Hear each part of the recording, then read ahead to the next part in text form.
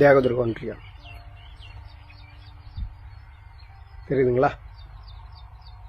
நான் வந்து தியாகதுர்க ஒன்றிய செயலாளர், தமிழக வெற்றி கழகத்தின் தியாகதுர்க ஒன்றிய செயலாளராக இருக்கிறேன். நான் தமிழக வெற்றி கழகத்தில் வந்து கிட்டத்தட்ட ஒரு 15 வருஷமா இருக்கிறேன். 2011 வந்து மக்கள் இயக்கமாக இருக்கும் போது ஜாயின் பண்ணேன். அப்பலேருந்து இது வரைக்கும் நான் தமிழக வெற்றி கழகத்தில் தான் இருந்துட்டு இருக்கிறேன். இந்த காணொலி எதுக்குன்னு பார்த்தீங்கன்னா,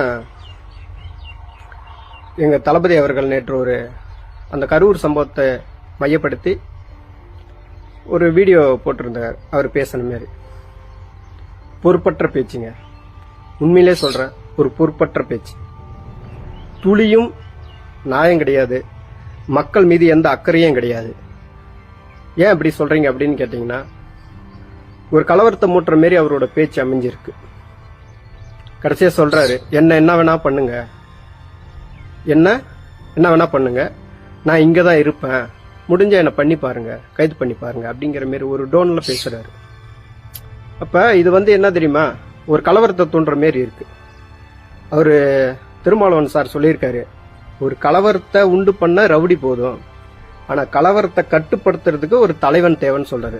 அந்த தலைமை பண்பு துளியும் அவர்கிட்ட இல்லை. எனக்கு அது